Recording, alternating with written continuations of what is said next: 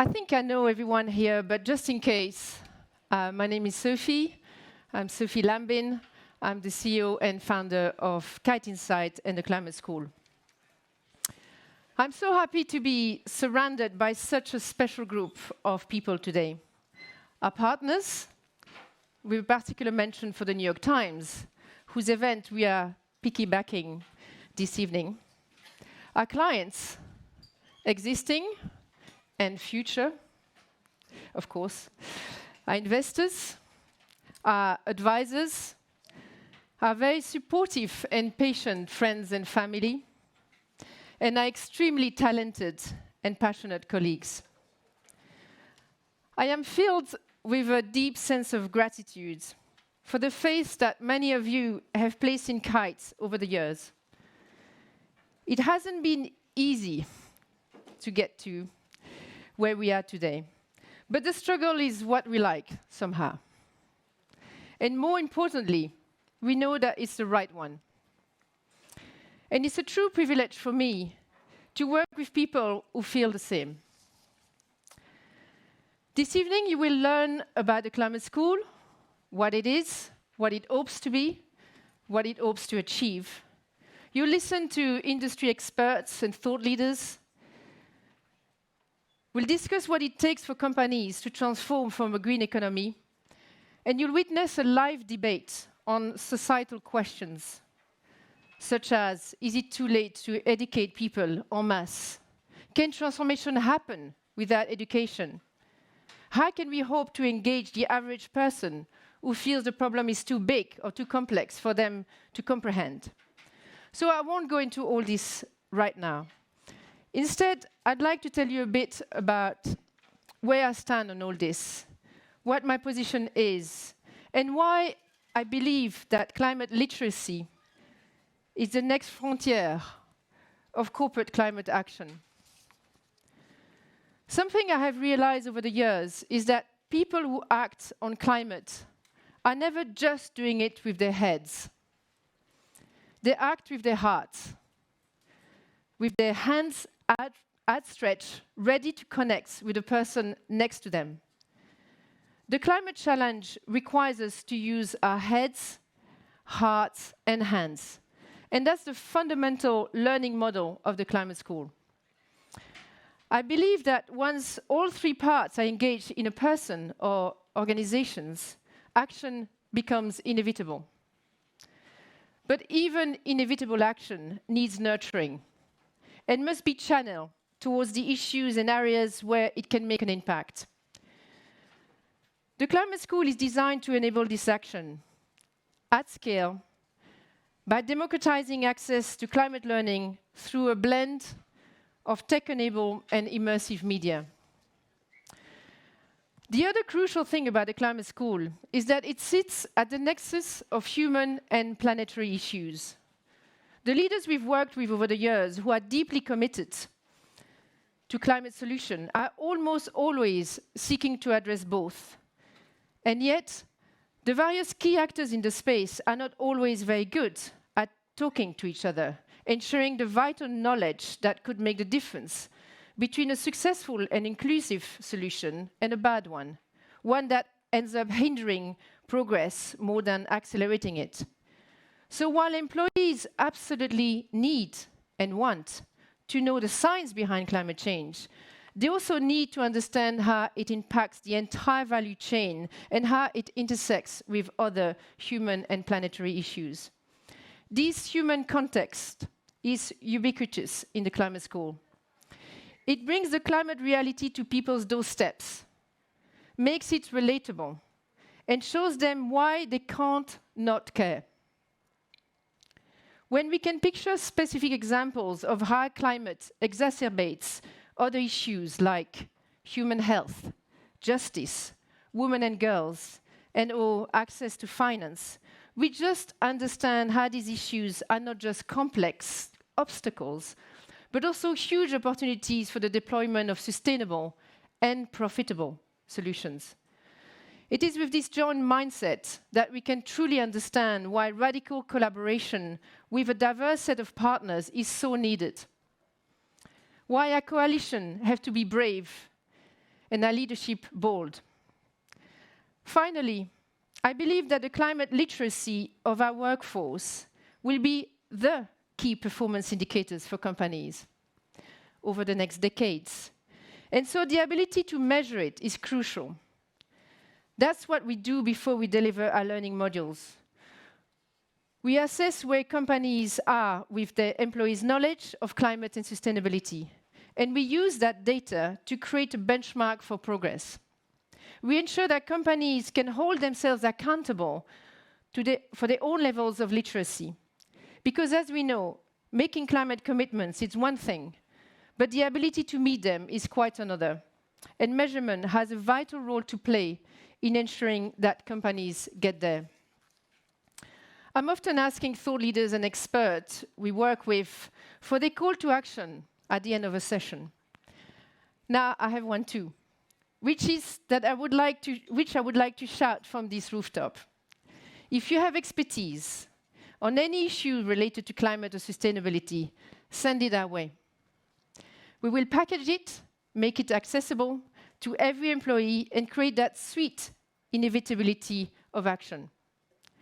There is no scope for greenwashing when people are intellectually and emotionally connected to the problem, when the organizations have made a strong commitments and show real leadership, when they see the evidence and know that it's only a matter of time before they choose to do something. That's, for me, the power of the climate school. It's the missing piece, the undeniable thing waiting to happen. On that note, I would like to invite to the stage my undeniably brilliant colleague, Julian, Head of Research and Knowledge at Kite, to discuss the result of our latest global survey, which we launched yesterday. And he will share with us some of the results. So, Julian, welcome. Hello.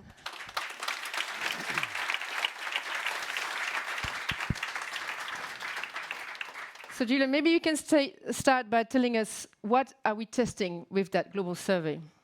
Yeah, sure. So this survey is based on the Climate Action Readiness Assessment, which is what you mentioned, Sophie. We run this with our clients to set a baseline in terms of the current readiness to act of corporate workforces, and also to tailor the learning and engagement journey that we take employees on in that context. And like the CARA, this survey tests what you mentioned, the head, heart, and hands in terms of employee readiness. So first, in terms of knowledge, we ask a bunch of questions that are self-reported, and then we also use a truer test of knowledge, looking at people's awareness of different aspects of climate change and their confidence in that knowledge.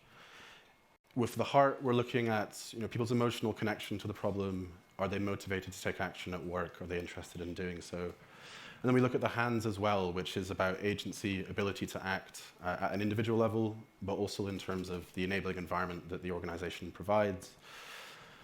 And together, we put those together into this survey run earlier this year with a sample of 7,000 or over 7,000 people across 10 countries, 15 different industries. Most of the sample is large corporate workforces. We also have some small and medium enterprises in there. And in terms of where in the business, this is across departments and really from the C-suites through to the shop floor. So what would you say were the main findings that we want our audience to remember for tonight? Sure. Quick to mention, we released a report of this. There are QR codes around you can scan to go look at it. But in a few minutes, the first headline is really there's a huge amount of desire to take action on climate change at work amongst employees at all levels. 83% of people said that they were ready and willing to support action at work today. And it's hugely motivating for people as well. 71% said that it was very important to their personal sense of motivation, of well-being, that they were able to take action at work and that their companies were doing all they could to address climate change as well. However, if we look at the ability to act, the hands, there's quite a big disconnect between that motivation and ability to act, particularly for junior employees, where only 40% of them said that they can take action today at work, more for senior level, as you can see there. That holds a whole bunch of risks for companies, not least this finding that 15% of employees said that they had, in the last 12 months, which isn't mentioned here, considered moving jobs to be able to work more closely on climate change and other sustainability issues. And that actually goes up when you look at just the responses of people who are the most engaged and personally motivated today. So there's two things that can help address this. There's that organizational enabling environment that I mentioned, but then there's also, as you mentioned, employee knowledge. But for the moment, we see that the majority of employees aren't all that well informed about climate change. Only 13% on our knowledge test, a measure of true knowledge, got a well-informed score, 77% an uninformed or unconfident score, and 10% misinformed. If you look more at that, this is a comparison between self-reported knowledge and knowledge scores. Although the variation is small, we can nonetheless see basically a Dunning-Kruger effect. People don't know what they don't know. So the people with the highest scores are actually people who said that they were somewhat knowledgeable, not very knowledgeable, who got the lowest of all the scores. So how do we close that gap? We couldn't quite resist asking this question, given what we do. But yeah, happily, 70% of employees are very interested in taking training on climate action at work. Another 18% at least somewhat interested. So there's a clear desire on the part of employees to build up that knowledge. Anything surprise you? Anything particularly interesting? So maybe two things, maybe not surprising, but I think it's always good to see data that reinforces the fact that we're kind of well past the questions of, do people believe in this? Do people want to do this? We've run the Cara with lots of different companies now, different industries, different markets. The story is basically always the same. The heart score, the motivation is always really, really high. The other point is probably that when we dive into the specific areas of knowledge that people have, most people know that climate change is happening. They know that the consequences of allowing it to continue are going to be pretty severe. And they know broadly what's driving it, what needs to change, but they fall down on other parts of knowledge. So people are less good at understanding the social and economic interactions with climate change, as you were mentioning, how different communities, for example, are going to be impacted by climate change. And they also struggle to translate those kind of high-level actions into what it means for their industry or for their own role. And that's the level of knowledge or type of knowledge you need to do something about climate change rather than just sit around and worry around about it. And for you, Julian, who has been running those Cara many times with our clients, what is the main implication, the so what of all that? I think it's pretty clear that there's a lot more companies can do to harness the fact that there's so many employees are motivated to do this. It's a pretty big miss to not do something which 80% of your workforce are hugely keen to do, and which also ultimately can drive transformation, can drive growth for the company. So I think, there's more companies can do to give the mandate, the tools, and knowledge to employees to take part in this. Thank you. Thank you very much. Sure. Thank you, Julian. So, voila, as they say, the scene is set. And I will just conclude by echoing Christiana Figueres, who is the architect of the Paris Agreement. She kindly sent us a testimonial for the Climate School. And her message to us was, make it personal. For me, Climate School is about bringing our hearts and minds together to pull something that we could never do alone. No matter how discouraged and frustrated I might feel at times by a lack of collective progress, the strength of conviction I feel from the people I work with, from all of you, is really what gives me the courage and conviction. So I just wanted to thank everyone for being here. And allowing me to remember that now. So, with no further ado, it's my great pleasure to introduce Lord Karan Bilimoria, who is the Vice President of CBI, Chairman of Cobra Beer, member of the Climate School Advisory Board, and I welcome you, Karan, for your opening remark. Thank you very much. Sophie, thank you very much, and thank you to the New York Times as well for including us in this program. I've just finished 2 years, day before yesterday, as president of the Confederation of British Industry, the CBI, the biggest business organization in this country. And I gave a lecture last week at Oxford University, where I'm a fellow at the Saïd Business School, summarizing my 2 years and the lessons learned and my vision for the future.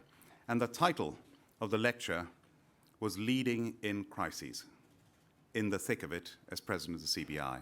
So when I started 2 years ago, we were finishing Brexit, then this pandemic, a global pandemic, arguably the biggest global crisis since the Second World War. And then after that, we have the tragic war in Ukraine. And then after that, we have strikes as I'm leaving. So it's one crisis after another. But here's the fact. Crises are temporary, but net zero is permanent. And we've got to take this very, very seriously.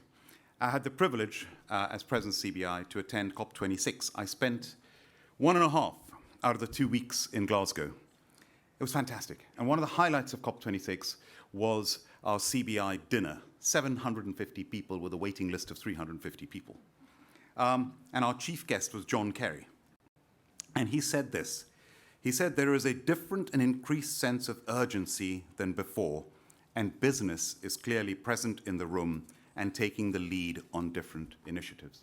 And the COP veterans, and I'm not one of them, said that you always have governments making commitments, you have NGOs making commitments, which is all fantastic, but this was the first time that business was there in a huge way and making commitments.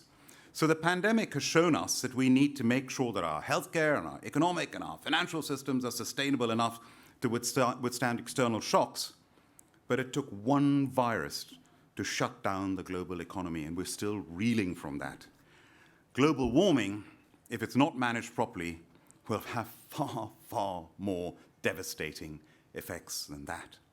So getting behind net zero is the right thing to do. It's not just good, it's not just nice to have, it's the right thing to do. And as Sophie said, greenwashing doesn't wash. Yeah, people see through it straight away. But what's happening now is companies, 60% of the FTSE 100 have now committed to net zero by 2050. EY, my old firm, last year in February, Steve Wally, the head of sustainability, EY, phoned me up when I was in South Africa. He said, Karan, I just want to let you know we're going to go carbon negative this year. I said, what? We're in the middle of a pandemic. We've got a lockdown. You want to go carbon negative in this time? He said, yes, we're going to do it. We're going to go for it. And guess what? They walked the talk and they did it by October. So this is great that companies are actually doing this. Now, our Prime Minister, whatever you may say about our Prime Minister, he spoke at our B7 before the G7, which we hosted last year, and I chaired the B7. And he said in his speech, net zero is not a zero-sum game. And it isn't. There are huge, huge benefits, and it's a huge opportunity. And of course, in true Boris fashion, he said, green is good. So with measuring, Sophie mentioned a really important point about measuring. With Deloitte, the CBI formed the Goal 13 platform. And we surveyed businesses in October before COP26 in November. And there are many, many facts. I'll give you 2 facts. 1, 79% of businesses believe that climate is a megatrend. So there's no more of the skepticism now. We're believers. And the second fact, 89% of businesses have at least one climate-related target. Now, this is without legislation, this is without regulation, they're doing it on their own accord. So this is fantastic, and what gets measured gets done. And so this is very relevant to what we're launching today. Innovation, I just want to touch on a point on innovation. I'm proud to be Chancellor of the University of Birmingham. We're one of the top 100 universities in the world. By the way, I can't help but say this. Britain is this fantastic country, 1% of the world's population, and we have the best universities in the world, along with America. In the top 10 in the QS rankings, 4 out of the top 10 were British universities. 5 were American, and America's population is 6 times that of the UK, and 1 was Swiss. So we do, 17 out of the top 100 were British universities. So I'm very proud of our universities. And at Birmingham, what started as a PhD project 10 years ago, when you started Kite, Sophie, 10 years ago, a PhD project to produce a hydrogen-powered train. Fast forward to COP26, and I was proud in Glasgow on the moving hydrogen-powered train, the world's first retrofitted hydrogen-powered train, Hydroflex, developed by the University of Birmingham in partnership with business, Porterbrook, the rolling stock company, and Siemens, and with government finance, Innovate UK. So government, universities, business, working together. So that we must keep doing. And just imagine the future that we can build with green jobs in every part of the country. Leveling up, I hate that term. All over the country, prosperity. Healthier cities, cleaner air, water, biodiversity. So, Sophia, I want to congratulate you and Kite. It's the 10th anniversary of Kite. Look at what you've achieved in 10 years. It's amazing.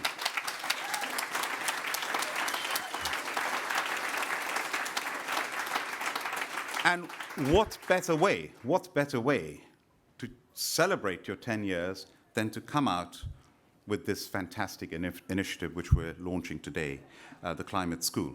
And you've seen the report from Kite Insights. Every job is a climate job. Why corporate transformation needs climate literacy. And just to very quickly summarize, Sophie says a climate crisis demands transformation. There's a big knowledge gap. You've seen that from the surveys. You've got to bridge the climate knowledge gap to transform value chains.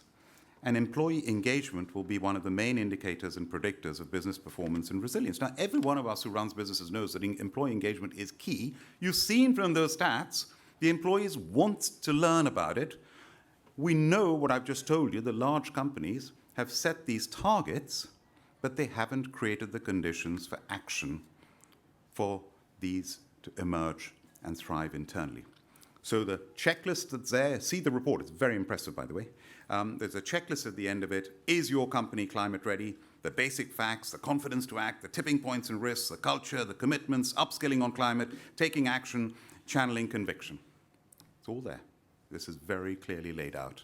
And as Sophie said, it's all about head, heart, and hands. So I'm going to conclude with this. Getting behind net zero is the right thing to do. Oxford University, a recent study shows that green technology will boost the global economy over the next 25 years by almost 25 trillion pounds. And it doesn't stop. No one talks about biodiversity. I got involved with somebody called Sadhguru, one of the Indian gurus. His last live event had 160 million live viewers.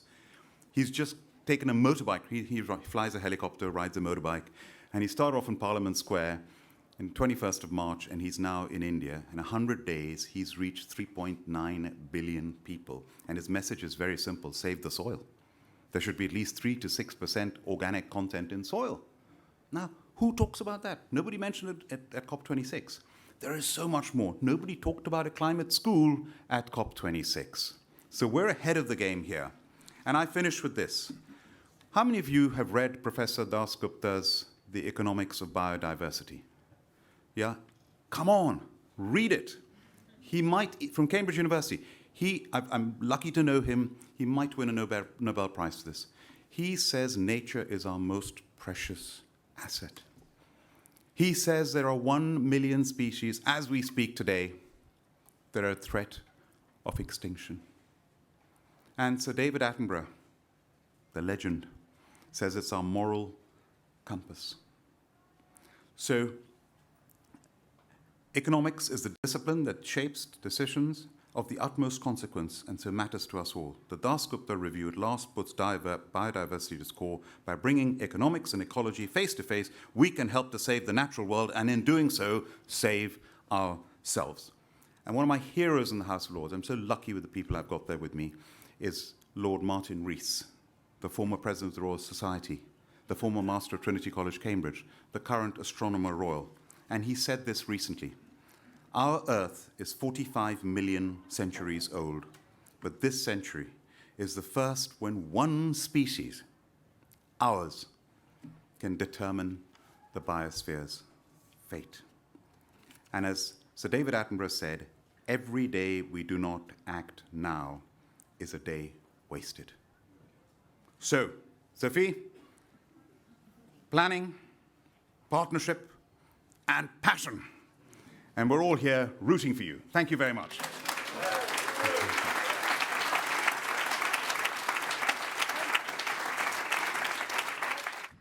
Thank you, Karan. So Karan was supposed to set the tone for the next segment, which is a debate. which is a format we've co-created with the New York Times a few years ago. So I'm delighted to welcome Stephen Dunbar-Johnson, President International of the New York Times, and Ella Stopford-Salville, the Head of Networks and Partnership at Kite. Please. We're going to bring these up. So. Shall I bring them out?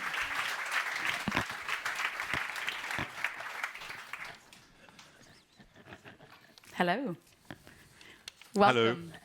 Welcome to the debate portion of this evening. We hope we're going to get some lively energy in the room. We've had a long day of sessions here at the New York Times. We've already had one debate around ESG, but the debate tonight is to the motion, it's too late to educate.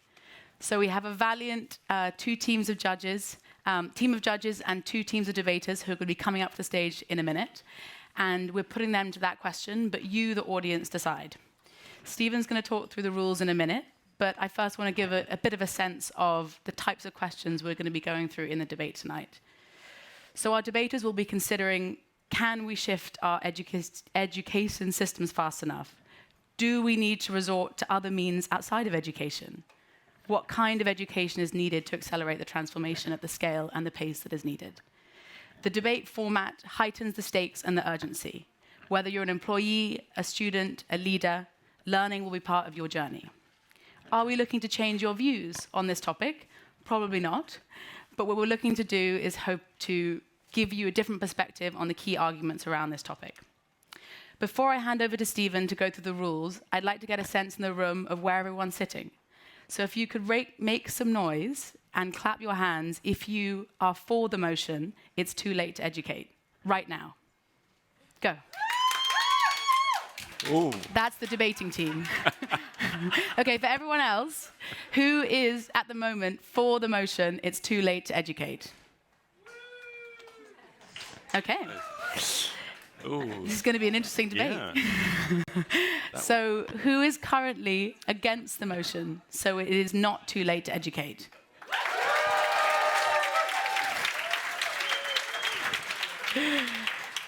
Stephen. We're going to be okay, don't worry. The rules, please. Right, now everybody listen up. This is important. The rules are important. So, are you listening? Good. Each debater, both for and against the motion, will have precisely 2 minutes, sorry, 2.5 minutes, get it right, Stephen, 2.5 minutes to make their arguments. There is a timer right here in front of you, debaters. If you exceed that time, you will be abruptly interrupted by Ella. She's very tough. Once each pair of debaters have made their arguments, we will invite our esteemed panel of judges to make their comments and observations on what they have heard. They will each, judges, listen up. You're esteemed, but you still got to listen up. You will have 2 minutes to make your observations. So talking of our judges, we have a fabulous and appropriately intimidating group in the form of Alexandra Palt, who is the Chief Corporate Responsibility Officer at L'Oréal. We have Lord Bilimoria. By the way, the CBI is going to miss you. You've been fantastic. So Lord Bilimoria will be a judge. And we also have François Gemem, Director of the Hugo University of Liège. Very esteemed panel of judges. So each debating team should be very attentive to our judges' observations and adapt their closing arguments accordingly. That's very important. They will then have 3 minutes. Is everybody still with me? They will then have 3 minutes to huddle and prepare their closing arguments and choose a member of the team to deliver those arguments. Those closing arguments will last no longer than 2 minutes each. After the closing arguments, we will use a specially patented Kite Climate School AI to help select the winning team. It is called a clapometer, or let's call it a kiteometer. That is to say, the winner will be established based on the length and audible intensity of the clapping of you, our esteemed audience, when we turn to you. Now, I just want to go back to this appalling notion of you already declaring your bias. Now, this is important. You need to suspend your bias for this is this is an important point. It is you just park it. The motion is too late. Is it too late to educate at the door? Just park that at the door. We ask you to judge the teams based on how compelling their arguments are and how they deliver them. We have intentionally asked our debaters to get out of their comfort zones so they may actually be debating against their own personal convictions. So we're looking for fresh thinking and compelling, thought-provoking ideas and points. And you should base your judgment, ladies and gentlemen, on that, on how they deliver those arguments. But before we start, I just want to have a little warm-up session because you are also very important in this process. You need to clap. You need to do lots of, what do they do in House of Commons? Hears. Actually, let's hear. You need to sound like sheep. So if someone's made a compelling argument, you've got to sound like a sheep or go here. So can we try that, please? Come on. No, not that good. Okay, or you can applause. So, round of applause. Okay. I think they're good. Okay, we're good to go. All right, so. We're going to invite our debaters up to the stage. So, Stephen, do you want to invite your debaters for the motion up to the stage? I do. Phoebe Tickell, who is founder of Moral Imaginations. It's a fantastic title, Moral Imaginations. Sandrine Dixson-Declève, who is the co-president of the Club of Rome. And we have Sophia Cheng, who's the founder of, with many roots. Roots. Okay.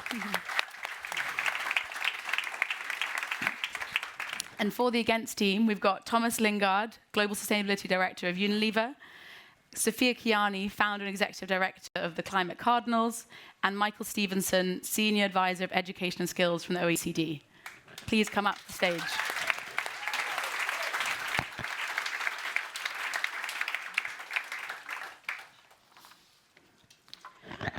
So, we're going to get started. Stephen and I are going to move off the stage, and it's going to be the focus of the debaters now. Debaters, you will see the timer come up on the screen in front of you. And as Stephen said, I will stop you if you're going over, so try and keep the time as much as you can. So, Stephen, if you want to announce the first debater from the 4 team. Sophie, you are up. And we want both of you, the debaters, to be standing at the podium. So, Sophie, please stand up and stand at the podium. And Stephen, what's her fun fact about Sophia? Sophia is desperate to engage people in the climate crisis. She's so desperate to do this that she's often tried stand-up comedy. So, good luck. You're going to be good. And for the against team, our first debater is Thomas Lingard. No, it's not. Sophia's going first. Sophia Kianni is going to be first, and she is the owner of 2 lovebirds, Rose and Peaches. So, Sophia, let's start with you. Okay. Good evening, audience. We know that you are a wise bunch and not readily seduced by simple narratives. You know that our time calls for complexity. Of course, it will be far easier for our friends on the other side of the motion to convince you that there is still time. We have the far trickier job of suggesting we need something far more radical. The clock is ticking. My clock is ticking. The consequences of the climate and ecological crisis are playing out in real time, to the point where we might fail to be shocked by another record being broken. And many are preparing.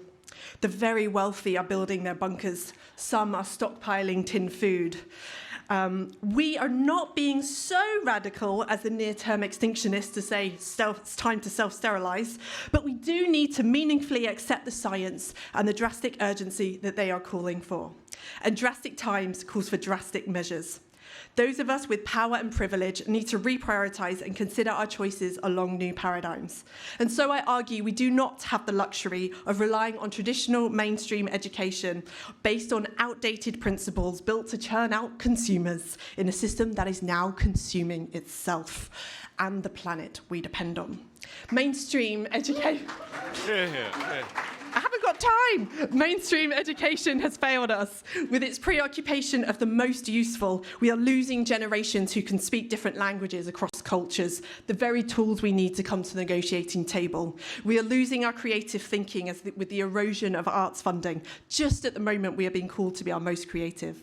And with its focus on grading and league tables, we have bred a generation who are afraid of speaking up in case they are wrong. And to quote Ken Robinson, we stigmatise mistakes, and now that we are running an educational system where mistakes are the worst thing you can do. The result is we are educating the creativity out of our people. Creativity is just as important as literacy. And with the near absence of emotional literacy, it means we are unable to navigate our own emotional landscapes or those of others. And this does not fare well for the deeply emotive decisions around lifestyle choices we'll have to make in the coming decade. But let me be tangible. I go into companies from the most household names to those really industrial heavy ones. And what I see is powerful people assuming that they have none. In a tragic example that comes up time and time again, grown-ups of senior managers are afraid to pick up a felt-tip pen and draw a doodle or even a line in my workshops. When it comes to thinking up solutions, these senior managers responsible for employees and resources only see themselves as consumers and individuals, thinking about how they're going to cycle to work more.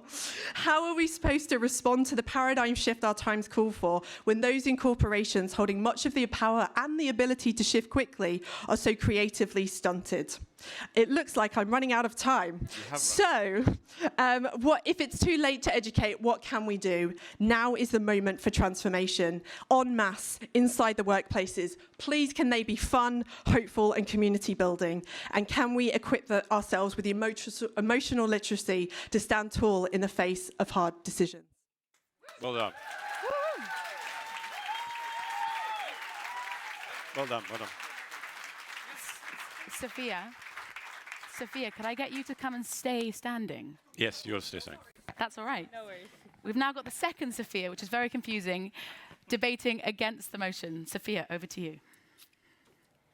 Just a few years ago, 40% of adults in the world had never heard of climate change.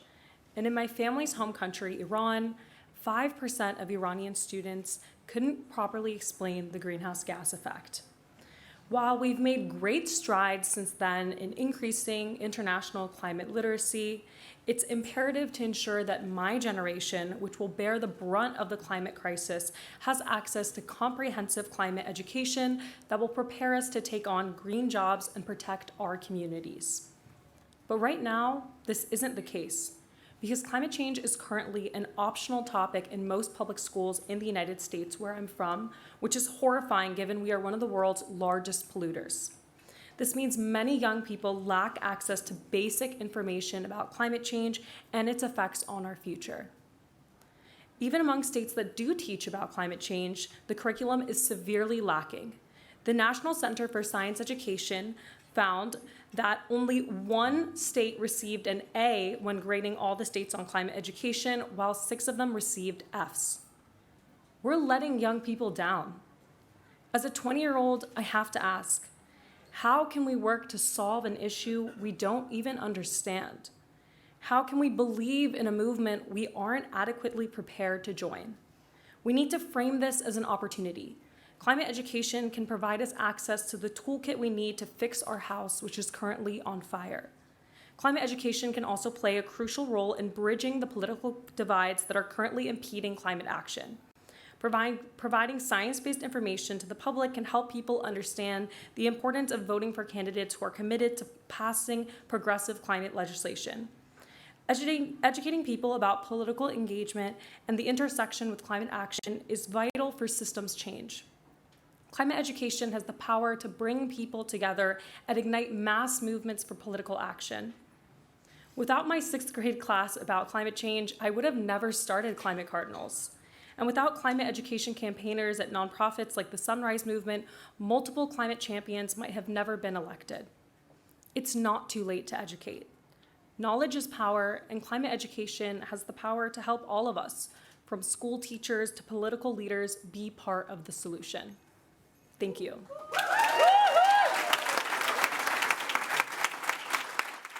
Thank you. Great first round. from the two Sophias.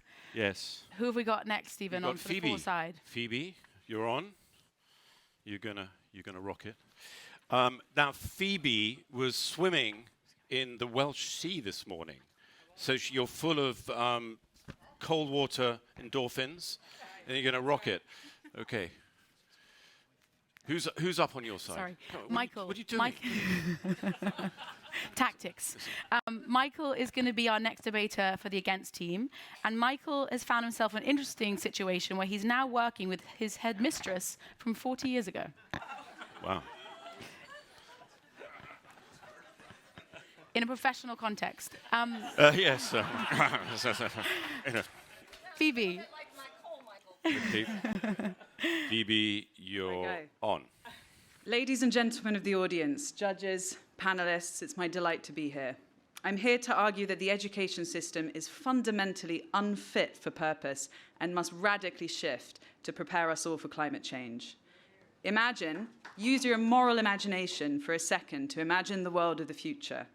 We know, yes, no, it will have mass civilizational unrest, millions of climate refugees, unstable weather, fires, floods, sea level rise, and thus a breakdown of global infrastructure and food systems if we do not act. These are all part of just a 1.5 degree warmer future. They will affect all of humanity, and the poorest have already been the first to suffer. So, we need all children and their parents alive today to be adequately prepared for the four horsemen of the future galloping over the horizon: famine, fire, flood, and death. The top priority in this future is not to learn the times tables, it's not to read Shakespeare, and it's definitely not to compete to build a money-making career. The priority is to be prepared for this future and take part in the biggest mobilization of human history to do something about the risks and challenges that we face. And our education system is fundamentally ill-equipped to prepare our young people, and all of us, parents included, for this climate future reality. It's like sending a firefighter into a burning building with a fire hose that doesn't take water. The purpose of any program of education, learning and development needs to fundamentally address the global crisis of climate change, not to the exclusion of other disciplines, but as the fundamental context to them all. Today's education system traps people and prepares them for a future that will not exist. It's inflexible. It's only aimed at children. We need to help people of all ages to learn and change and also imagine a different world. Exactly.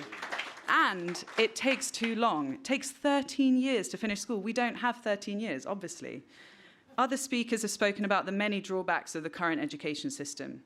We know from the Teaching the Future study from 2021 that 92% of teachers are concerned about climate change. But 41% said climate change is never mentioned in their schools. This is clearly unacceptable. We have to change this. What else? People talk about adding more climate jobs. Scrap that. We need... No. Can we give her mic back? No, which is, I think, a timer. Did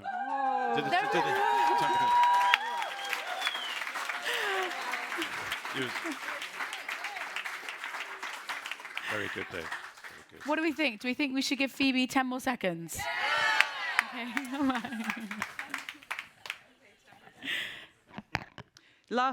Have I got a microphone? Got mic. Lastly, a real commitment to make this shift happen comes from the whole body, not just the head. It comes from the hands and the heart.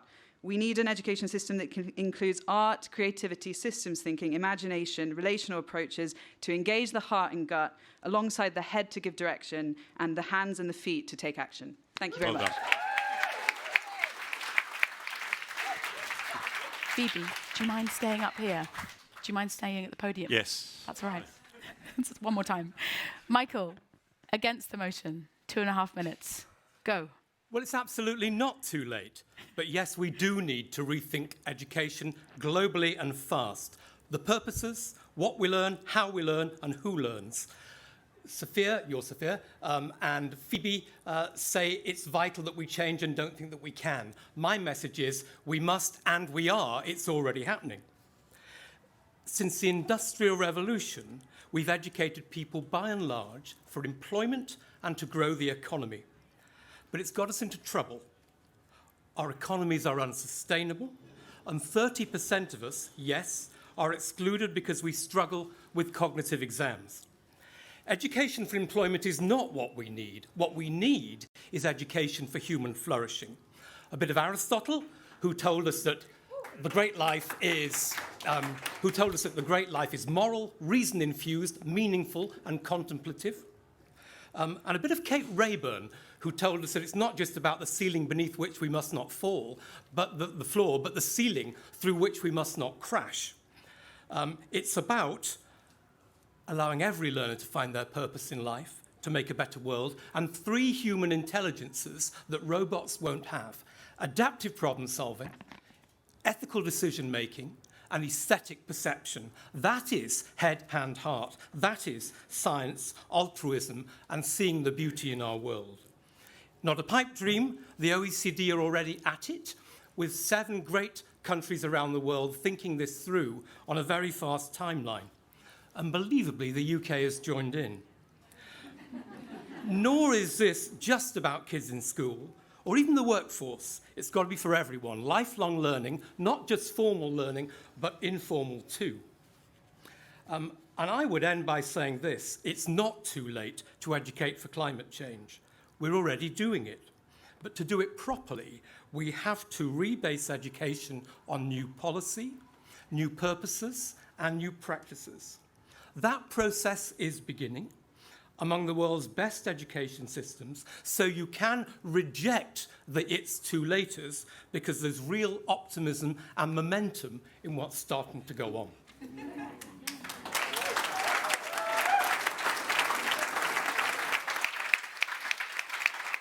Round of applause for our second debaters on both sides. How's everyone feeling? Yeah. Another round? You know, I'm just going to a little interjection here. You've got to kind of raise the temperature a bit, guys. More sheeping, please. A little bit more engagement. These guys are doing really well. You need to get more involved. Okay, the secret weapon is now going to come up on stage. So Sandrine Dixson-Declève, who...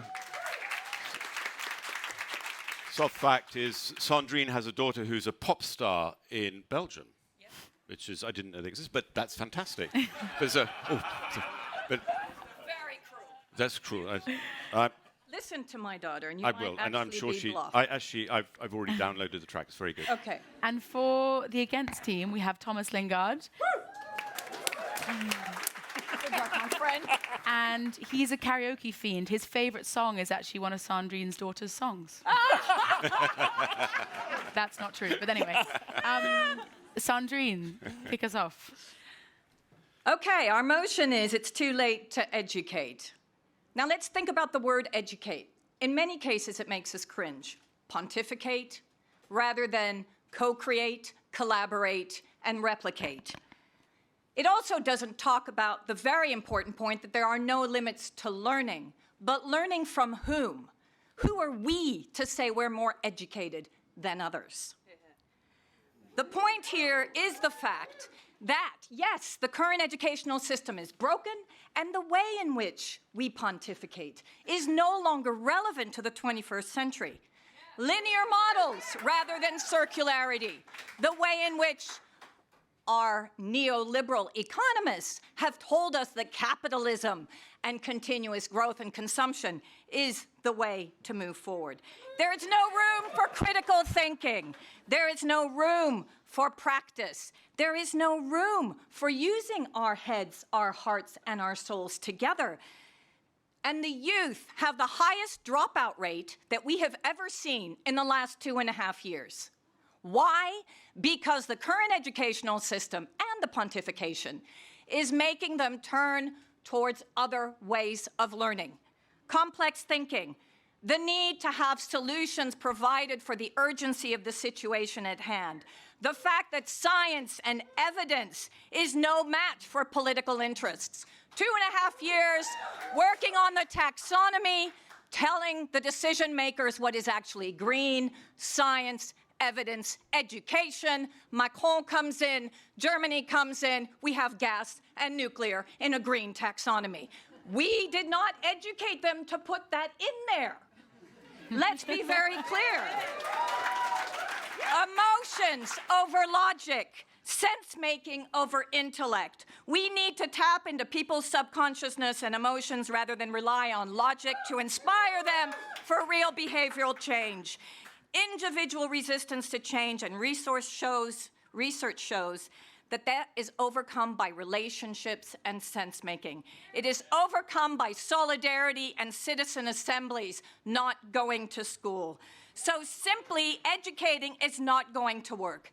Let's tap into Cambridge Analytica. Let's think through what happens if we have a Cambridge Analytica for good. And one last point. May I have 10 seconds, please, sir? Bob Constanza, who is in this room, a deep friend and also ecological economist who talks about societal therapy. And Bob shows very clearly, until we understand our addictions, until we apply new therapy to the way in which we deal with problem solving into our learning systems, not our current educational system, we will never get out of this crisis.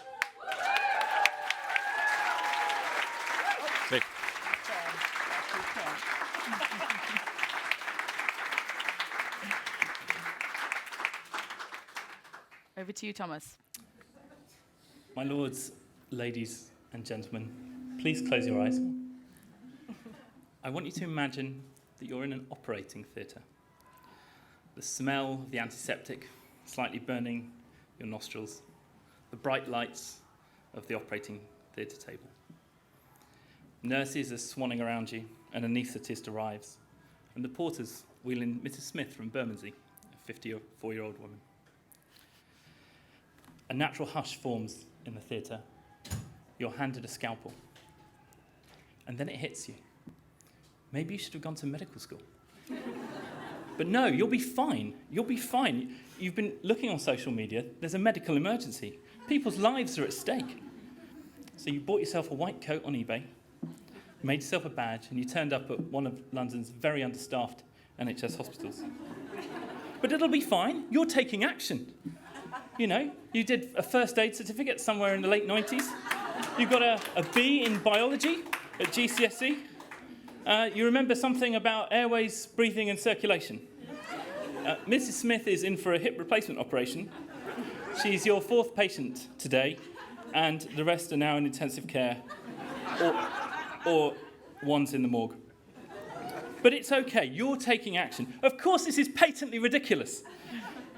Yes, take action, but not any action. Action informed by knowledge. Action informed by insight.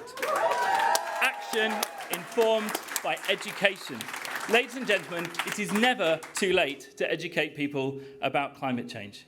The climate crisis that will not be dealt with if we leave it to enthusiastic amateurs with good intentions.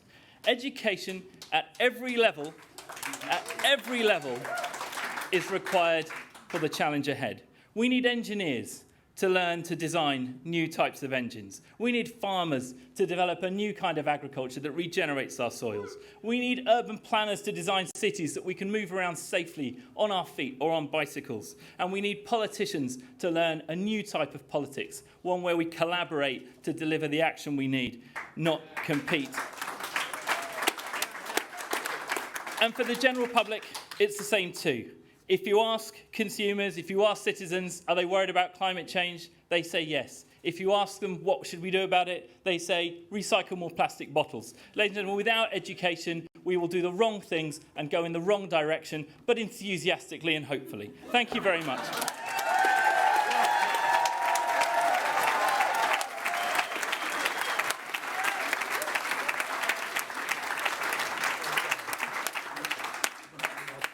That was good. Both. That was great. Can we All right. For the debaters. So we want. Should we give it up for debaters once? Yeah, come on. That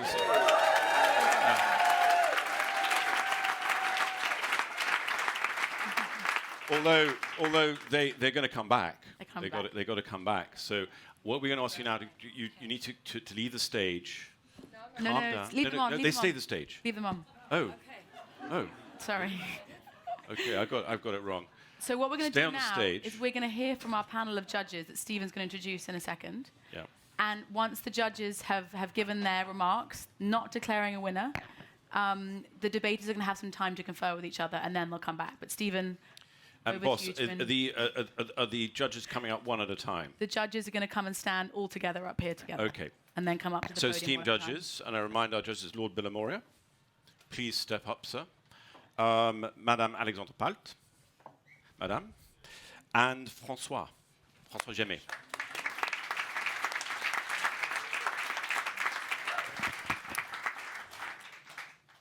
So each one of you have got precisely 2 minutes, and you're on a clock, and we're not going to treat you any differently, despite the fact that you're very important people. You will be cut off at 2 minutes.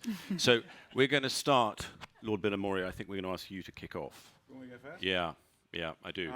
I know I'm in trouble for the, but yes. Okay, so, wow, what brilliant debaters. I think they were very impressive, all of them. So, there we go.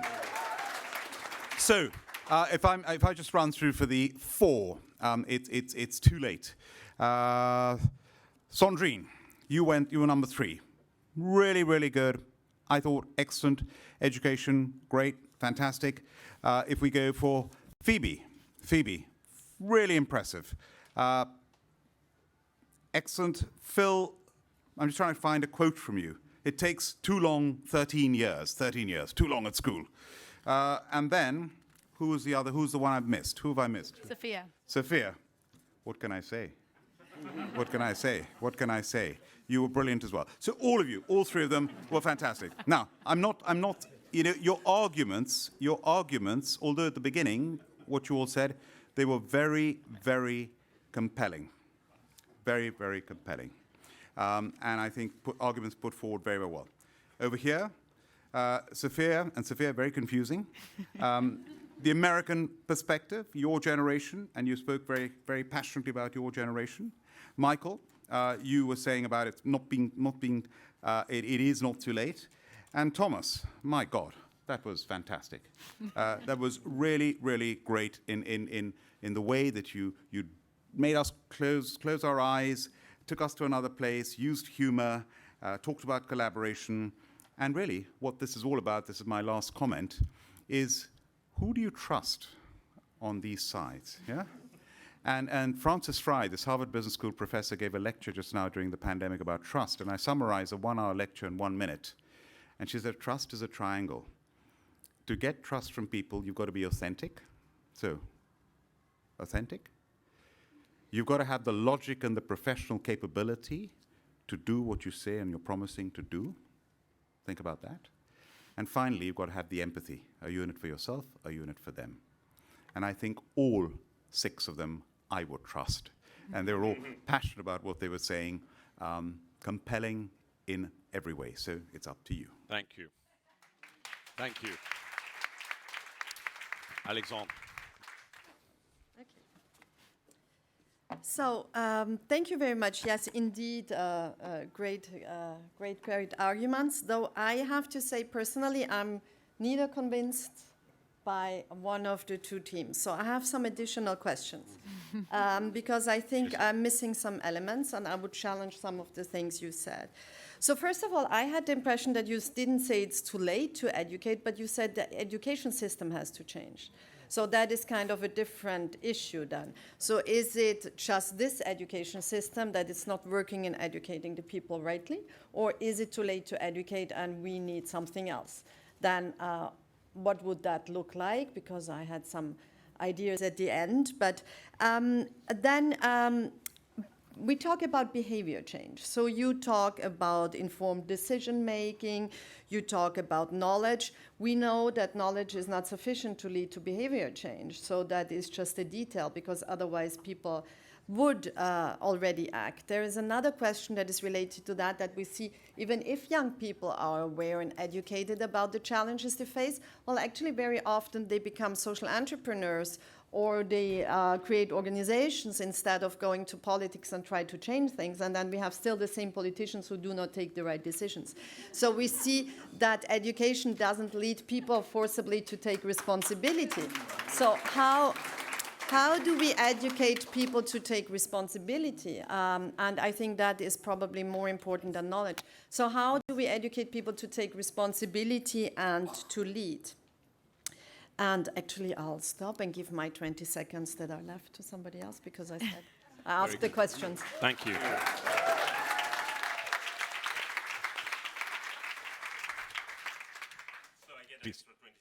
You do. Yep. Arbitrarily. Well, thank you.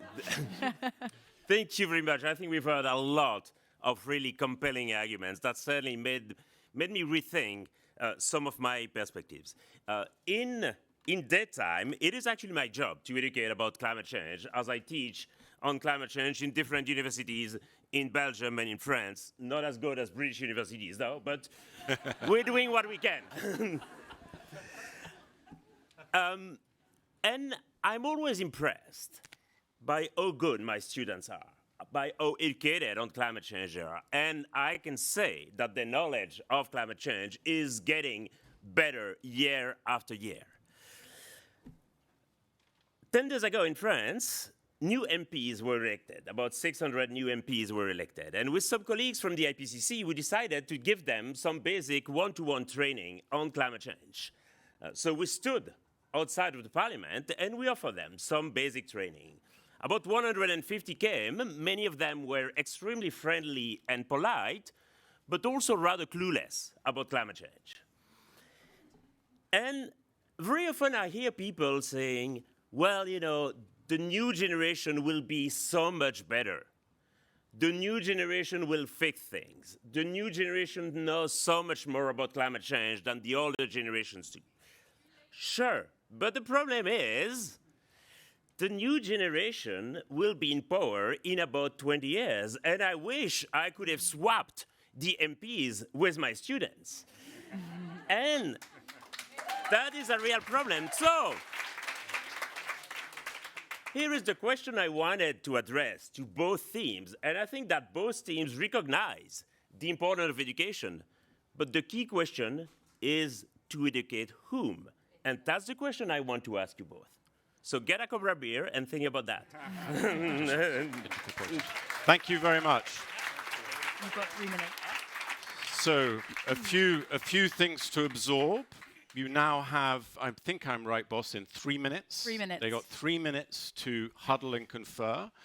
And you've got to decide which one of you is going to give the closing remarks, your summation arguments. And for the rest of you, we're going to show a short video, and maybe we can open some windows whilst that's happening, because it's pretty hot up here on stage.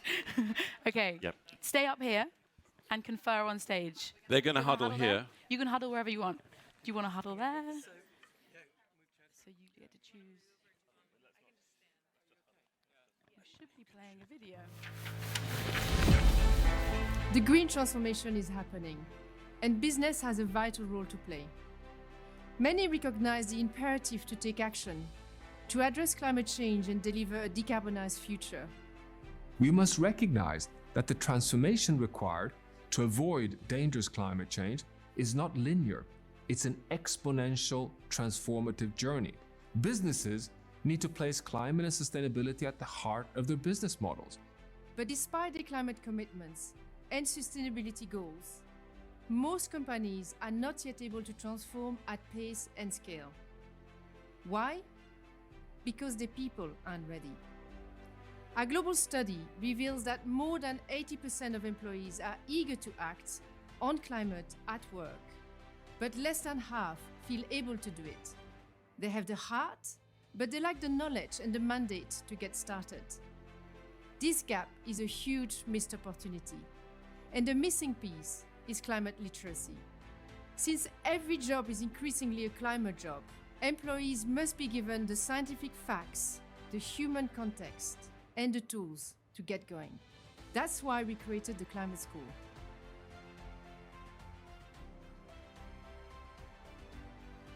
Our approach engages employees at 3 levels. There's the head, imparting knowledge, understanding the science and its implication on business. There's the heart, inspiring the commitment, the emotional connection to the issues at stake. Then there are the hands, igniting action, and creating a sense of agency and the ability to act within their role. I got involved with the climate school because when I'm delivering my workshops, I can see there's a real need for more climate education, and climate school is delivering that at scale. We're going beyond the idea of a school. We'll support you with a transformation toolkit with 4 main parts. First, we evaluate employee engagement with climate and establish benchmark scores for head, heart and hands, against which progress can be measured. Next, there's support to educate your employees through e-learning at scale, plus a range of complementary workshops and masterclasses. And to do this, we create and curate with partners some of the best learning experiences about climate and sustainability. After educate comes activate. This is about creating or supporting a community of change makers in your company, capturing their ideas and helping to turn them into action and innovations. We can also help you get plugged into citizen action initiatives, set up employee challenges, and make change tangible. Finally, we help you advocate for greater change with speed and at scale. We can help you tell your story, connect with peers and other companies too, so that together you can do more than you could do apart. The green transformation will fundamentally change our jobs, industries, and societies. If we want to unlock that level of action and the momentum we need to thrive, employees must be ready.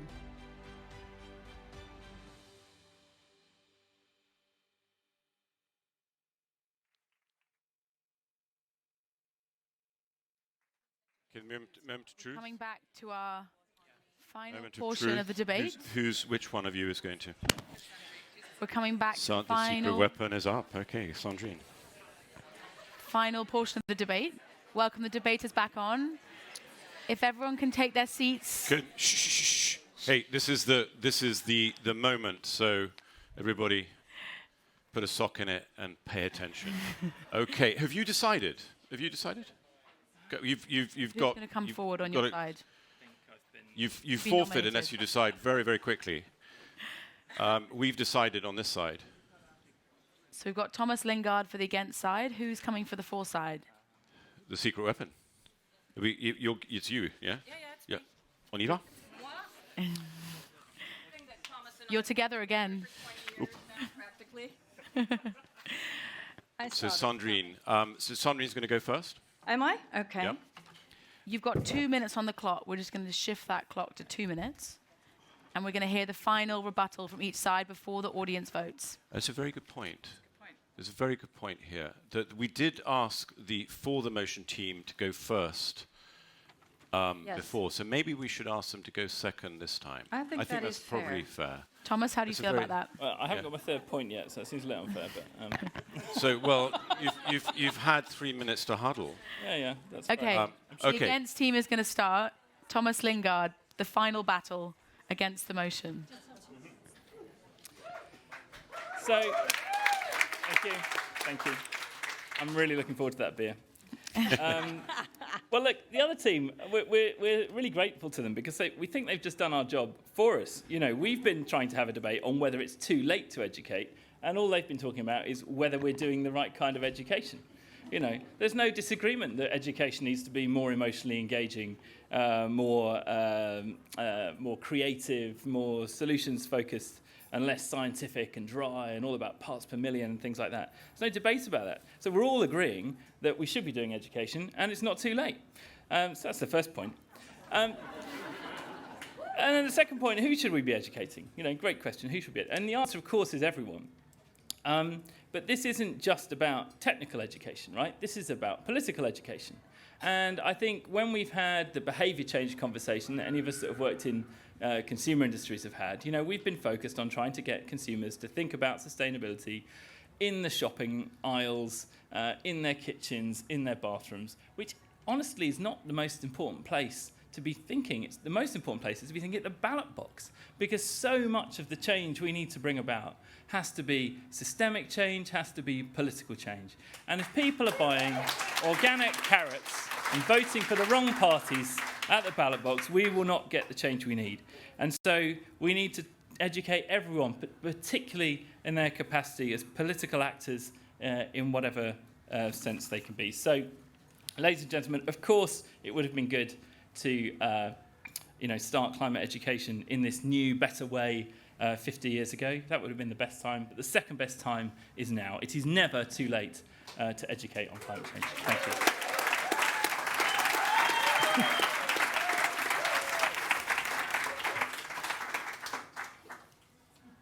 Okay. So I want to go back to the qualifiers that we had in this debate, which have not been addressed. One qualifier was, is our educational system broken? And Ella, this is what you brought in. The second qualifier was the element of time. If we have seen that actually the way in which we have been educating is not serving the purpose. Remember, this is 50-year anniversary of the limits to growth.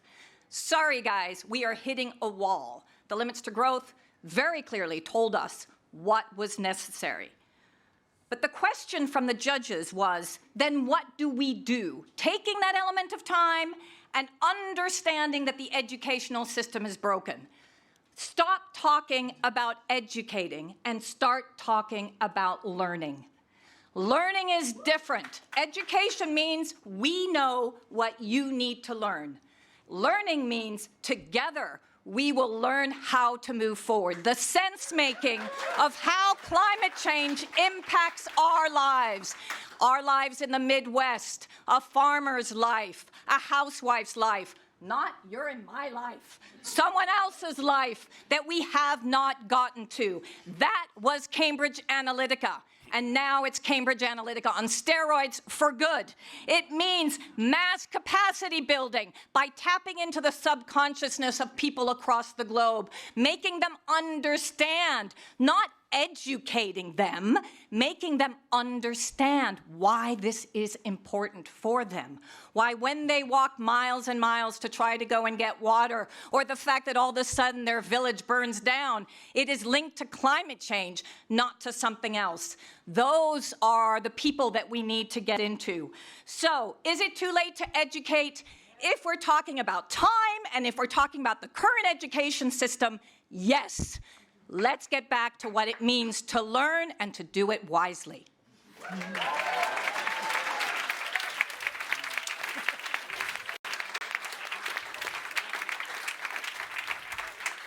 Well done. Wow. So this is the moment of truth, and I want you to remember what we said at the beginning. You need to, if the arguments have, despite your initial biases, if you've had to pause for thought and thought, oh, I hadn't thought about that, that's a compelling argument, you should take that into account as you're judging this, because clearly the bias was very much in one way. So broaden your thinking. How compelling were the arguments? How interesting? Did people make you think in a slightly different way? So think about that for just a few seconds, and then we're going to engage the kiteometer. And yes, Ella's going to do that. So, are we ready? Are you going to kick this off? Okay, so if you are in favour of the motion, it's too late to educate, please make yourself known now.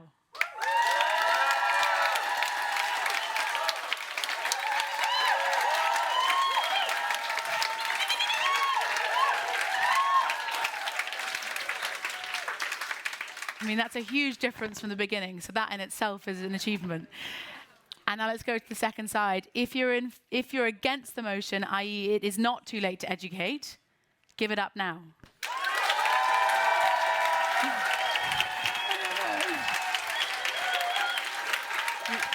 We could do a recap. Sophie says we need to do a recap. Yeah, the algorithm is not functioning properly. It's not. Will the judges decide? The judges will decide. Okay, we're going to do one recap. So this is your last. Lord Bilimoria, you can't just invent the rules. You've been working for the CBI for far too long. But you're right. Okay, final recap. The three judges will be able to tell us which way the clap is going. So, all right. For the motion, it's too late to educate. Go.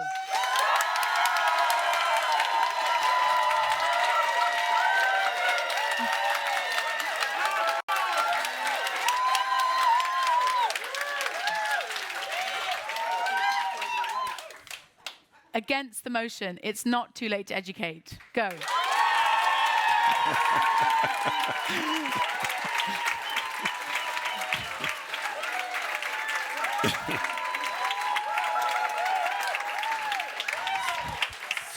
So each judge is going to get a vote. I'm really glad it's the judges, actually. Okay. Okay, Francois. You can't tell. It's a draw?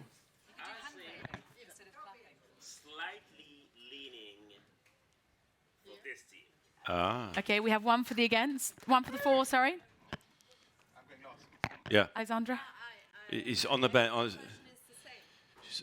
You're slightly for the motion? It's a draw. Okay. So you have the deciding vote. Learning versus educating? Mahatma Gandhi says, live as if you're going to die tomorrow, learn as if you're going to live forever. And so on that basis, it's a draw.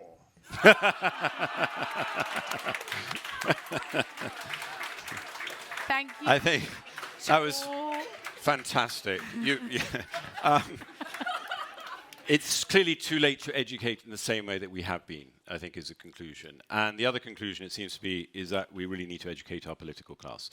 With that, I want to thank everyone. I just want to say one thing before we leave, though, and that is admiration for Sophie Lambin and everything she has done over...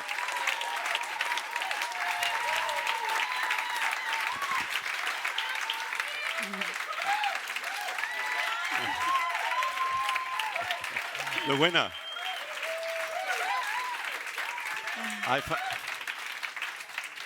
I've had the great honor of working with Sophie for, I think, something like 20 years.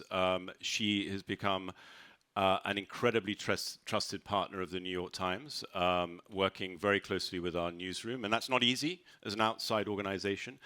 And what you have achieved in the last 10 years building Kite Insights is remarkable, and particularly the team that you have around you. And I think the Kite School is a fantastic initiative, and it has an immense potential. So thank you very much. And thank you, everybody, for being... And thank you again to our judges and our debaters. So thank you so much. Well done. You can now be released. Yeah. Well done. Fun. That was so much fun.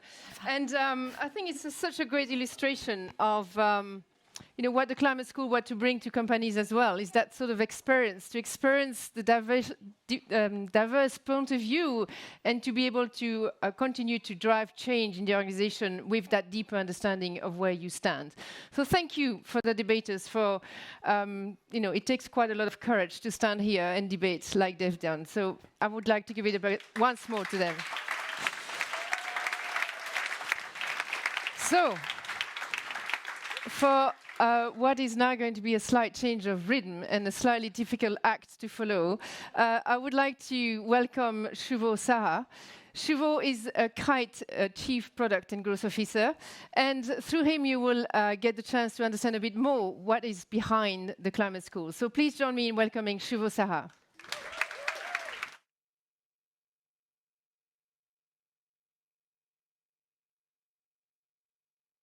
Evening. It is my pleasure to tell you a little bit about the Climate School. Do you want to know what's in it? Yeah. Good. That's a good start. So my job is to tell you what is in the Climate School, what is it about, who's involved, and I'm going to take you through a whistle-stop tour. So should we dive in? Yeah. Let's do it. So, starts with a mission. Equip every employee to play their part in the climate crisis. That much, hopefully, is clear. You've heard about the importance of the head, which is knowledge, about the heart, which is about commitment, and about our hands, which is about sense of agency and ability to act. So these are the three things that the Climate School is about. You may, if you were paying attention to the video, you may have seen me speaking earlier. And I talked about, this is actually more than a school. It's bigger than climate, and it's more than a school, in fact. 4 components. Evaluate. We have to start with understanding where employees are at. How engaged are they with climate and sustainability? And yes, we have to educate. as part of a learning journey, as part of a transformation journey. That's about the science, it's about the implications for business, it's about multiple formats. But it's not just about education. We have to activate. If employees come with ideas, we want them to turn those ideas into action and innovation and change. And don't stop there, because it's not just about what happens in one company, it's about how that change and that innovation can be shared. How can a best practice go beyond the four walls of one organization and drive change, bringing change makers together across industries? And that's about advocacy and bringing those change makers together. So, 4 pieces. And as with any set of products or services, this is going to be in continuous evolution. I spent many years at Google, created the Google Digital Academy, which was an education and transformation program. One of the terms we often used about our products there was that they are always in beta. And that is very much the case with the climate school as well. We are building out all of these different components, and each of these dials is moving at warp pace at the moment, and we're building it out as we speak. For tonight, I'm going to spend a little bit of time on these first 2 boxes, evaluate and educate, just to understand those 2 pieces, because that's where most of our customers and our clients are working today. You've already heard from Julian about the Climate Action Readiness Assessment, or the CARA. It's an important strategic starting point. A research piece which allows us to be able to read where our employees in terms of their head, heart, and hands. It also gives us a benchmark score. It also allows us to help segment employees in any large organization. Take this example. Where's their head? Where's their heart? Who are the champions? Where are the enthusiasts? How does that change over time? And that's an important piece as well, because it's not just about doing this once. It's about doing this again and again. Because if you can see where the employee base of a company is changing, if the people are changing, then the company is changing. If their heart is increasing, if you're getting more champions in the organization, then change will happen. The last piece this gives you is an understanding of what to do with your employees as well, some insight into how to educate. And the first outings on this have been great, and we've been learning a lot. A lovely quote here from Eve at Microsoft, where the CARA assessment helps them to appreciate where their employees are at and what must be done to unlock progress. And it was really fascinating, actually, to understand what are the differences in engagement in head and heart and hands between the engineers versus the marketing people versus the PR people. How does that differ versus across different geographies? And this is a kind of insight that really helps to inform a change program in a real large organization. So that's a quick tour of Evaluate. So the insights from Evaluate inform this next phase of Educate. And to give you a little taster of one component of Educate, I mentioned e-learning, workshops, and other components as well. But here's one video from our Educate piece, and I'm pleased to welcome back, not on stage, but on screen, the first Sophia, who's just going to give you a little flavor of a small piece of education. And with that, can we run the video?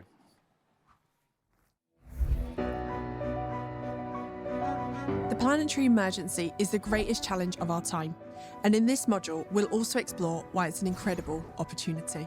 Actually, in my more optimistic moments, I think maybe it's even a privilege to be alive at a time where we can work on something which can make such a transformative difference to people and the planet. It's a bit like Lord of the Rings when Gandalf says, I'm paraphrasing here, you don't get to choose the time that you're alive, but you do get to choose what you do with that time. These modules will help you think about how your organisation can be part of the solution and the role that you can play in that. Every part of the organisation, procurement, catering, facilities, legal, finance and HR has a role to play. And not just to stop making the problem worse, but also start turning your organisation into one which heals and restores and sustains the planet, but still does great business.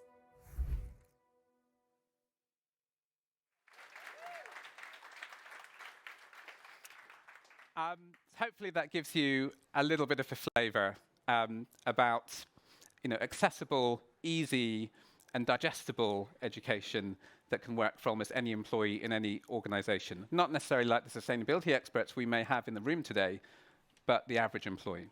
But it's not just about the videos. We have to make this work in a real, live working environment. It has to be cross-device. It has to be modern. It has to be bite-sized. It has to be interactive. We have to have interactive tools to keep people engaged. We have to have ways that people can do this around their daily working lives. And that is the reality of modern learning today. So we need to make that piece work. So, great. However, how do you organize a curriculum around something like this? When I made the transition from digital transformation into sustainable transformation last year, I felt like this little boy here. This place is vast. Climate and sustainability can feel complicated. And the amount of science that's out there, the complexity of the policies and so on, it can be confusing. So where do you start? How do you organize the thinking around this? It helps to start with a goal. So we sought out, what's the North Star for this curriculum? What could this curriculum be in service of? Hopefully this is something that we could all agree on. Long-term well-being and prosperity for our people and the planet. And we know that that requires transforming business for a sustainable, regenerative future. If you like, this is the brief. This is the brief for a curriculum. But where's the best thinking? How do you bring together the best expertise? So we tried to seek out the very best thinking and frameworks and expertise. And we have been inspired by great thinking, such as the UN SDGs, and those of you who know the Inner Development Goals Initiative, the IDGs, and the brilliant thinking that is already out there from John Durr, Kate Raworth, Ellen MacArthur, Rockstrom, Pullman, Figueres, Gates. There is amazing thinking already out there which helps us to understand this space of climate and sustainability. But how do you synthesize all of this? How do you bring this together in service of this goal? And how do you synthesize it and explain it to the average employee? How do you explain it in a way that makes sense and that sort of reduces this complexity and makes it feel a little bit more accessible? Because that is the challenge for the non-sustainability experts out there. To do that requires a little bit of creativity, and I have to say that we have been inspired by nature itself. One of nature's most complex and yet beautiful systems is water. And just as water has its own ripples, has its own flows, it turns out that this is a great metaphor if you want to explain a curriculum, as it happens, if you want to explain a taxonomy of topics, if you want to understand the interactions and the flows between different things which feel like a complex system. So I'd like to premiere for you a little deep dive into the climate school curriculum, but through a slightly more creative lens of a water-based analogy. So it starts with 4 small things. There are some challenges that must be solved. There are some solutions to those challenges. There are some enablers that will accelerate change. And there are some actions that we must all take. It's not quite that simple. There's also an important catalyst to all of this, and that is leadership. That is how we lead top-down, bottom-up, as individuals, as leaders of organizations. That is the catalyst that drives the change, that brings the system together, that creates more dynamism and more pace. So, shall we explore our 5 blobs, our 5 drops? What's inside the challenges? You'll recognize this. So environmental challenges, it's social challenges, it's economic challenges.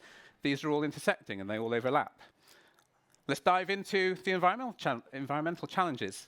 It's climate, which intersects with biodiversity, which intersects with the natural environment and natural resources, which intersects with seas and water and many other things aside, but they all are connected. And all of the environmental challenges are connected and intersect with social challenges as well, because they impact justice and equity and education and health.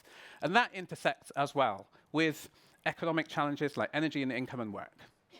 So, That's kind of what you would expect. And actually, if Johan Rockström were in the room, he would tell you these are not just intersecting circles. He would tell you that actually the environmental piece, a safe planet, is the foundation. And without a safe planet, we cannot achieve the healthy society and healthy economy that we need. Google or look up on YouTube SDG wedding cake if you want to see more about that. Let's zoom out. Let's zoom back in to solutions. So solutions, what are the solutions? There's a what and a how. We know that we need to transform key sectors. We know that we need a circular economy. We know that the how to do that is about technology, it's about nature-based solutions, it's about people and societal solutions as well. And if we zoom into some of these, for example, key sectors include transport and energy and cities and clean industry and food and farming and agriculture. Zoom out and zoom back in again to technology. For example, technological solutions, we have to think about data, AI, materials, design, carbon capture, and so on. Back to the big picture. Enablers. What's inside enablers? These are the things that make things run faster. Finance, governance, societal enablers, how we all behave and show up in society. Within finance, regulatory frameworks, reporting, disclosures, carbon taxing, and these types of things. And then looking at actions, this is the stuff that must happen at scale. This is about what we do as businesses, the hundreds of thousands or millions of businesses, and what we do as individuals, the billions of individuals that are all part of this. And within business, the clicker stopped working. Oh. Within business, there is measuring progress. There is how we actually set targets. There is how we engage employees. There is how we consult with our suppliers. There's how we even set our vision and our mission and our organization for businesses. Now, the one piece I didn't do, and maybe it will come back on the screen, but imagine, if you will, we visited perhaps the most important bubble. And that one, remember the leadership bubble in the center? So that one, we said, that's the catalyst. That's the one that drives everything. That's the one that brings the system together and drives change at pace. Here we go. Leadership, the catalyst. And those of you who are familiar with the work of the Inner Development Goals, there are hundreds of great thinkers in psychology, in behavioral change, who have been coming together to think about what is the nature of the mindsets and the skill sets that will drive the change that will make the SDGs happen. And that's the IDGs, the Inner Development Goals, which we think is actually a wonderful framework for leadership. Whether you look at leadership as an individual, bottom up, or leadership as a leader of a large organization, even the CEO, frankly, is just one small piece of a massive system. So this kind of leadership is important. And the IDGs talk about 5 things. They talk about being, thinking, collaborating, relating, and acting. It's about the relationship we have with ourselves as human beings. It's about how we relate and care for others. It's about how we collaborate and how we bring people together to innovate. It is about how we think, how we vision, how we problem solve together, and it's about acting. It's courage, it's about driving change, it's about doing this at pace and at scale, and there's lots of thinking coming together around that. So, a whistle-stop tour of a vast curriculum. But it doesn't have to feel that complicated. Except for, actually, when you put it on a slide, it is a bit complicated. But that said, you can fit it on a slide. And I'm not going to go into the detail of this, but you will recognize here, there's a goal at the top about long-term well-being, and we talk about the challenges and the solutions and the what and the how and the enablers and the actions and the leadership, and it all comes together. I would love to tell you that we have all of this covered, but you know what? There is not a single organization in the world, ourselves included, that know everything about everything on this slide. I wish there was, but the truth is that the only way that we cover this is through partnerships. The only way is to bring the best expertise together on all of the different pieces of this puzzle. It's moving magically by itself. That's amazing. Sorry, I don't know what's happening. Go on. Oh, sorry, it's different on my screen than it is from yours. So content partners and experts bringing together the best expertise is what this is all about.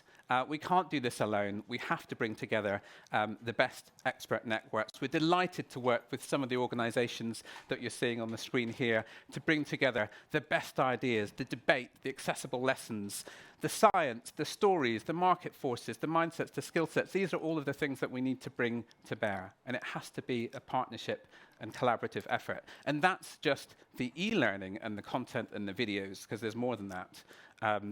Because that's not enough, is it? You're not going to sit there on a mobile phone and then like magically transform your life. You know what? Large organizations are made of people. They work in social scenes. They work as teams. They need to come together. They need to plan together. They need live interaction. They need workshops and masterclasses. And we're creating and curating a range of different organizations and services and experiences with a range of partners as well. But you know what? That's not enough either. Because sometimes, see if the clicker works, clicker. Sometimes, you know what? People just need to read stuff. And if you take any one of those items that you saw in our big taxonomy of topics, take biodiversity, it's really helpful if you just have a brief on the issue.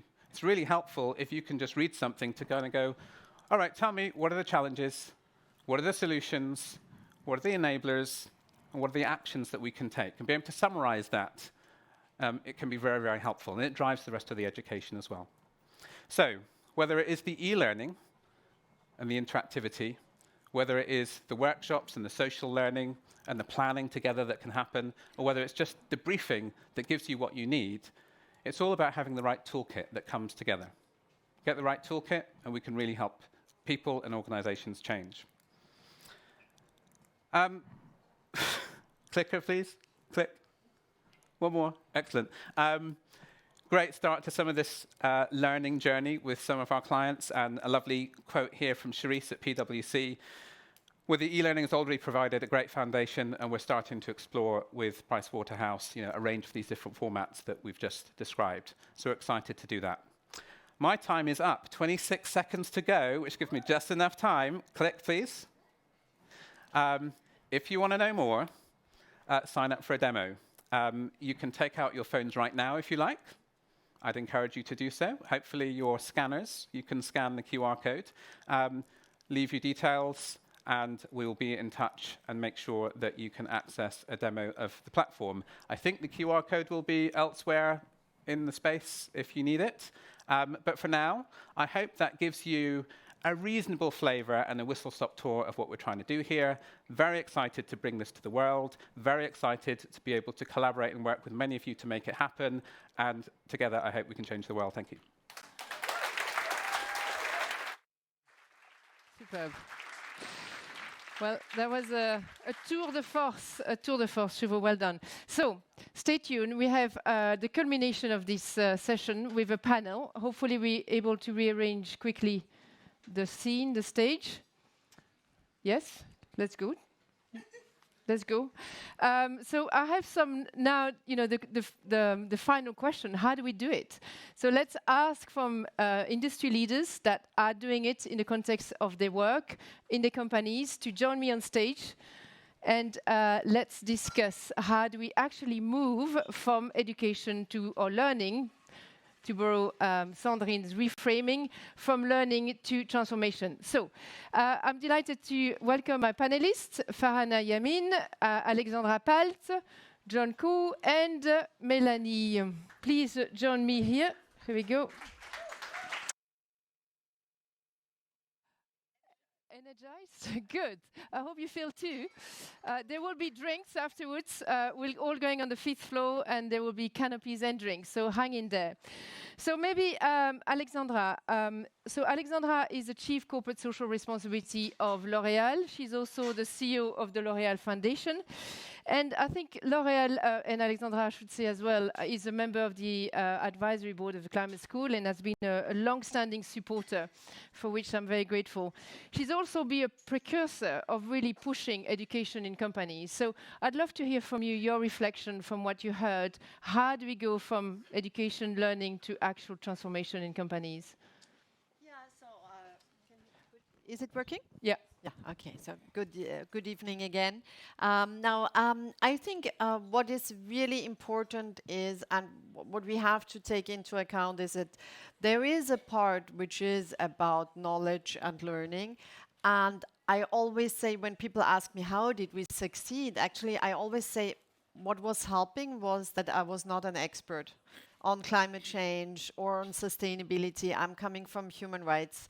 That is my first education. Actually, not being an expert was really helpful to see the essential elements that drive change. Because if you want to transform a company, actually, it's much more important to understand how change works in a company. What are the elements that allow to really lead change in a particular company with the culture, history, leadership, and then you adapt the education to it. And it's actually not the other way around, because that would be perfectly easy, like a very logical, analytical thing. People understand what climate change is about, they act and they transform, and actually it's much more complex. It's so multi-factor change within a huge system, so that you have to analyze how that change happens. So then everybody has its own recipe in companies. So I can tell you the recipe of the company I'm working for.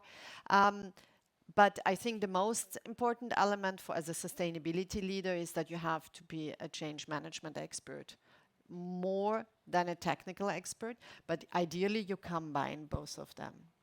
And so for a company from L'Oréal that has sort of thousands of employees with different type of jobs, how do you make your company climate ready? What does that mean, and how do you do that with all this diversity of roles and types of people? So first of all, we are on the way. So I don't think that it's a film, it's not a photo. So when I look at the film, we are in movement, and so I cannot say that I have achieved that. I'm still working on it. And the way we work on it, I think, is it didn't happen, and that's the big advantage we have at L'Oréal, I think, that we started quite early. So we are on the journey a little bit further. It's not finished, the journey, but we are a little bit further than other companies, because we started 13 years ago with that journey. So I think what was really interesting is that now people ask more and more to get knowledgeable. In the beginning, it was more a sense of the right thing to do, conviction, science tells us. But it's a process, and now people are really hungry to understand better. And so what I feel now is the challenge. So people are asking to be trained, and they ask, and well, I also explained to the C-suite that today being a leader means being knowledgeable on these issues, not just climate change, also biodiversity, also living wage, really the basics. So that is part of what it means to make a career at L'Oréal, and everybody understands that now. You want to make a career at L'Oréal, it's not anymore enough to be an incredible creative marketer. You have to have skills in sustainability. But what I now think is my challenge, and I would like to hear the other panelists' comments on that, is how do we go from knowledge to feeling responsible for? You know, because actually when I also listen to you, and I challenge that sometimes when we have discussions, you know, knowledge does not lead to action. There is something additional. It's something about feeling responsible. And it's not feeling enabled, because I'm enabled. But this enablement does not always, and we enable our teams to say, you can do that on packaging, you can do that in your job on formula, you can do that in the supply chain, concrete actions. But sometimes I have the impression that I come to a limit when I see that citizens, consumers, even in our teams, people do not yet feel responsible for taking that part and saying, yes, if I want to live in that society, I have to, in a society that is still functional, where human spaces has a safe operating space, I have to be responsible for doing that. And I haven't succeeded in that yet. And then my horror vision is, to say, actually, people change when the pressure of suffering is so important, then they go for change. That's psychoanalytics. You go to see a psychoanalyst or a psychologist, a therapist, when the suffering is really strong, and you think you will get more out of it in changing than staying in the same. And sometimes I have the impression that people, as the suffering is already here, but far away from those who take the decision, that all this is not in the right timeline. This is a timeline. So I'm sorry. No, to this be is depressing. great. This is great. Farhana, if I can pick up, thank you for that. So Farhana is an environment lawyer. She's also an activist. She famously glued herself to the Shell building. And you clearly woke up one day with that great sense of responsibility and make some very drastic decisions in your life. Maybe can you bring a little bit your perspective around education, learning, and leading to transformation? Sure. And I had this in my bag at the time that I did that action, so it's a good reminder for me about why someone who, like me, had actually taught law, was an educator, was an advisor in the UN process for the best part of 30 years, did that. And I did that actually because a piece of research finally tipped me over, and it was a report that came out from a think tank called Influence Map in March 2019, just a few weeks before the April rebellion. And it said that the top 5 fossil fuel companies had poured $1 billion since the signing of the Paris Agreement into lobbying, marketing, and narrative change. And that's what I want to talk about today. I feel that is part of our education. We must understand why we are facing the consequences that we're facing, why the poor and vulnerable have been left stranded, why there are inadequate laws, why we're not giving enough money on the basis of solidarity to those who are already suffering the impacts, and why there was such a great deception of our political systems. And it was because a very powerful set of companies set out on the basis of knowledge that they had actually 40 years ago. We all know this. This is now common knowledge.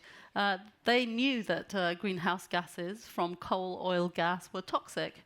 And they were set out on a deliberate policy, a bit like the tobacco industry. They copied the tobacco industry playbook and misled the public. They sowed doubt deliberately and hired lobbyists to do that. And they exploited the way in which the media functions, which is usually to have two sides and to probe for and get and seek out controversy and to seek out, it's very boring saying there's 1,000 scientists who agree that all of this is happening, and it's much more fun story for the media to say, here's the 3 people who disagree. And so this is really important as we go about in our task now of undoing the miseducation that has happened. And that is the miseducation that has happened has also led to people thinking that climate change is a far-off problem, that climate change solutions are very expensive, that climate change will not impact us, that in richer societies we will be immune from it because we have enough wealth, that our agriculture systems, our industry systems, our value chains are somehow immune, and that is not the case. So there's a hell of a lot of misinformation and misunderstanding that we must correct, and I hope very much that the climate literacy program, which I applaud so much, and I'm so joyed that 80% of employees are asking for information so that they can act, are asking for permission, sometimes sanction from their own employers, from their own colleagues to go forward. And that is massive, and that is a really fundamental, a positive place to go, because we're seeing a very systematic attack on climate legislation. We just, between the panel I did, sorry, I'm going to end, in one minute, on legal challenges this morning, in the library room, to this afternoon when we've just seen the Supreme Court of the US strike down the legal authority on which US climate action is based. A very deep politicized set of actions is happening, and that is a result of a very powerful set of actors. And we must bring power and who wields it and how that is abused also into our education. We cannot assume that knowledge, is neutral and everyone has access to it, and then they act, as you rightly says. Sometimes the process by which the powerful avoid responsibility and put it on others, on consumers, on individuals, on households, on lifestyle decisions that I make, is a really important corrective. And we're at that point where we must challenge that misinformation, including in our own industries, including in our financial systems, and we have to unroot and uproot some of that. So there is... yeah, to that. I'm glad that you're carrying forward the Stephen instruction to hey and ho during this panel. This is great. So there's a lot of learning, but also unlearning, in effect, that you're saying. And my follow-up question to you is: do you think that the private sector has a part to play in combating that misinformation in the same way that it has contributed for the Exxon of this world to some of that misinformation? Absolutely. The private sector, is a provider of solutions, and you've seen so much of that here today. So I personally don't, I see the value and the importance of partnerships all across the board, but I think we have to now look at the value system as well. So I think a private sector that is based on extractivism, that is based on not seeing that business as usual is toxic for the whole planet, is probably misguided. And I think it ties in with a little bit of the debate that we had earlier, that actually we're seeing a demand, including in the private sector, to incorporate circularity, to incorporate value and purpose into the way in which we do business with each other, and the way in which we use nature and see nature. But you're also saying in a preparation talk, to actively lobby governments towards that kind of... and I think some of the failings that we have, and again, which we learn about, is, those with solutions have not lobbied as well, and they've not put in the money, and they've not had the same sense of cohesion. And they've kind of allowed and thought that maybe, through some reports and through the sheer goodness of their products, that they will move forward, and that hasn't been the case. So there's a little bit of learning on our side. As Sandrine said, Cambridge Analytica, why didn't we have that? Why don't we have the equivalent, extraordinary talents, banding together? And I hope the conduit is helping that happen, actually. I hope the conduit and occasions like this are helping that happen. Indeed. John, thank you, Farhana. John is the Chief Sustainability Officer of Interface in Europe. And Interface was really a precursor of transformation in their own organization. And I think the way you've done it at Interface, by being extremely transparent about the journey you were on and about how far you were off suddenly your target. Can you, building up on Farhana's point about misinformation, can you tell us a little bit about your journey and the part that transparency has played and accountability has played in the way you've driven that transformation at Interface? And maybe for the audience, a few words about Interface. Yes, so as long as you guys can hear me. Interface is a flooring manufacturer. I'll be honest, it's not the sexiest. Hold on. Ooh. Just don't move. Is that looking better? Go. That's better. I sound better like that. Thank you. So Interface is a flooring manufacturer. And as I was saying, it's not the most sexy of industries. When you think about sustainability, no one's knocking the doors down to look at flooring. But around 20 years ago, our late founder, Ray Anderson, a normal businessman running a successful company, started to do the one thing that all business folk, politicians, anyone should do, which is listen to the science. And what he learned was his successful company was actually pollutive, based on extraction. And instead of retiring to a desert island, he decided that he was going to do something about it. So he set us on a mission to find a way to do less bad, and now to find a way to do more good. So we now have a plan that by 2040, we want to find a way to be a carbon negative enterprise. We offer carbon neutral products, and we're not too far off becoming certified as a carbon neutral company. But when we think about climate literacy, Ray was a visionary, but what he did was he inspired people. He kind of said to them, you can have a ripple effect. And that included our customers. Like, part of the interface journey was our customers asking us, what are you doing about the environment? Or what are you doing around climate? When it comes to employees, it's about doing the same, giving them that opportunity to have that curiosity to say, what are you as my employer doing? And my job and the job of people at Interface is to find a way to take that curiosity or that connection with nature and find a way to empower people in their roles to play a part in resolving it. Now, I'll give you 2 examples. If you work on the factory line in our plant in Georgia, you know where heat is being wasted or water is being wasted as much as any consultant. If you work as one of our sales force, you have the opportunity to go into a tech company, an energy company, a fashion company and go, I know we think we're going to talk about carpet, but I'd like to talk to you about the climate and embodied carbon, and to turn our sales force into kind of corporate climate activists. And that's what, you know, but the point is this, and I'll stop after this. You know, you'll find our products in cinemas, offices. People don't notice. You've all probably walked on an Interface carpet or floor at some point, but you wouldn't have noticed. If you do, thank you, we have a fan club.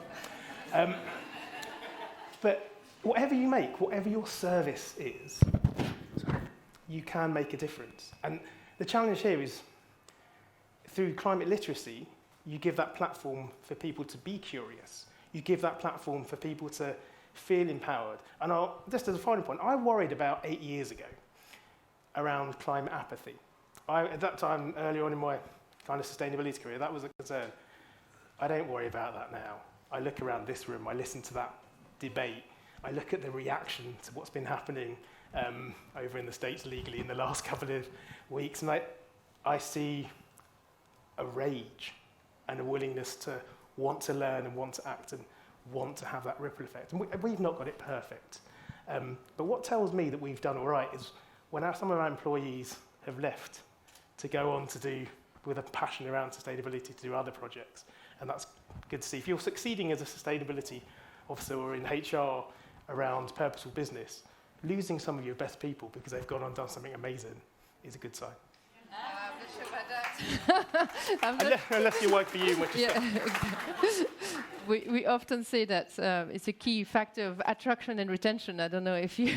So great if they go to do even greater things somewhere else. But thank you for that, John.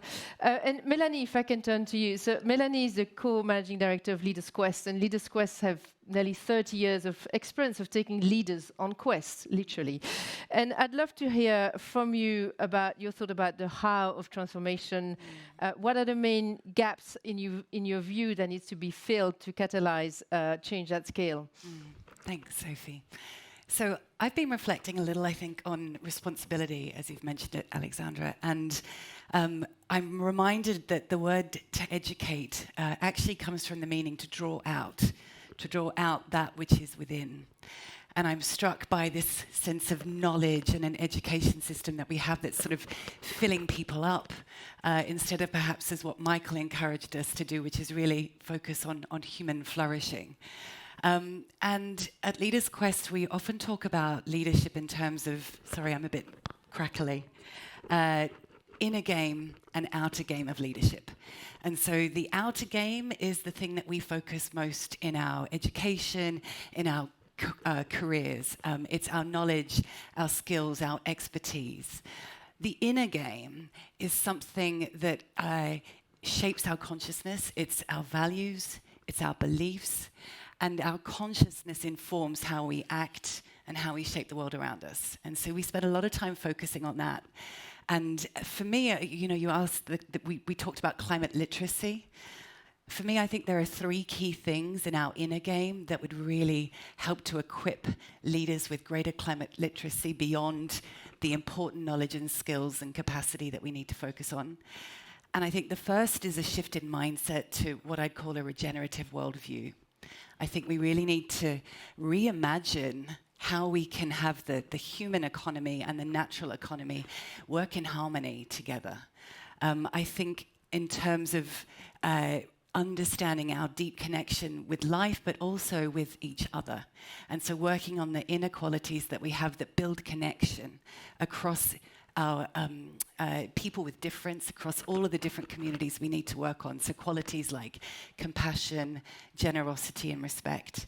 And then thirdly, I think we need to develop the inner qualities that really drive action. So that's courage, purpose, and resilience. And I think it's that kind of wise leadership that's needed to bring about the transformation. John, from your point of view, do you recognize what Melanie is saying, and how does that play out at Interface? Do you get that sense there's that courageous leadership, acknowledgement of the inner force and outer force? I think so. I think it's, I don't know if we'd phrase it the same way, but I think it's, the way I kind of look at it is I've kind of got that inner force of what people are thinking about in their role, but then for our outer force tends to be their interactions with their customers or their family or what's happening outside. So I think we definitely see it, but to me it's something around what connects with you personally in that marriage of what connects with you professionally. But I'm curious to see what you thought. Alexandra, if I can pick up from you, you've often, and that's why we value you so much on the advisory board, challenges on how do we really invest in building that bold, courageous leadership in the conception of the climate school. Can you talk a little bit about how do you see that playing out at L'Oréal, but also beyond in your industry peers? Yeah, so I think there are so many things that were said that I would like to react to, and I know and we have some little time left. Yes. So I try to be on to say two things that are really important to me, because I think these are two elements that are really important to make the change. So yes, I think we need leaders, and I think we need strong leadership, and because even if everyone can play a role, some people have asked for responsibility in these societies, and they have to take responsibility. And to take responsibility today, it's not sufficient to lead in the same way in which we led in the past. So what we do not need of people anymore is that they know, that they decide in the way we have decided, that they innovate in the way we have innovated. We have to doubt, we have to be able to say we don't know, we have to try and take responsibility if we fail. So I think this kind of leadership is going to be essential, and it needs courage, it needs determination, and it is, as always, not one perfect line. It's once you succeed, then you fail and you think I could have done better, and then you will do better. So it is also allowing that kind of movement. That is the first thing that I want to say about leadership, because I think we do not have the leaders we need for what we are facing in the futures, neither in companies nor in politics. And then I want to, even if I love what you represent and how you speak, but I want to disagree with you on a very important point. It's, for me, it's not the private sector. It's not black or white. We have to be all the time in nuances now, because otherwise we will not connect the right people with the right organizations with the right mindset. I agree, there are companies, I refuse to do partnerships with them because I think they are not doing the jobs. But then sometimes I have the impression when I look to companies that I have stronger climate leaders than I have in politics, or that companies have really also done a lot of things. And just to give you a very concrete example, at L'Oréal, we have done our scope 1 and 2. We are carbon neutral without compensation. We have changed our model. Now, I need the consumers. I need the consumers, because I can put my scope 3 is more than 90% of my carbon footprint. If I do not have consumers by refill and recharges, I'll never change the game. So I need everybody. And I think we need everybody to move. So it's not extracting companies that will play the game. It's us together who will play the game, I think. Thank you. So I'm a lot of time. I'm going to close by asking each of you, because it's definitely time for a drink or two, to maybe give us your individual call to action. What do you need more of, whether it's transformation or leader awareness of consumers courage of politicians. If you could each give me what you think we need more of to shift from education, learning to transformation and to really make our societies climate ready. A really easy final question, in other words. Farhana. Well, I guess I think this word leader, you know, I've loved and aspired to be a leader, but I'm really troubled by it as well. And I think the real way to solve this is to have complete radical diversity, inclusion, of having not just what we traditionally regard. You know, I also was listening to the debate before, and I went to one of those top universities. But I think increasingly people hold wisdom, they hold experience, they hold lived experience that is not formal education. They are from lineages, from systems that have hugely valuable roles to play, and we don't value that as leadership at the moment. So I think that would be one of my most important solutions is diversity, equity, inclusion as fundamental. Yeah. Melanie?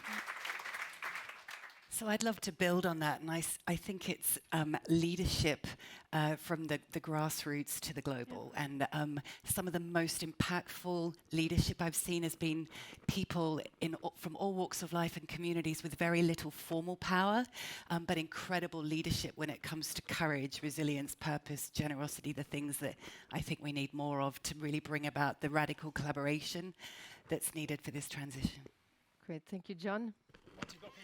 Once you've got people to connect, once you've got them literate, we have to find a way to make people accountable.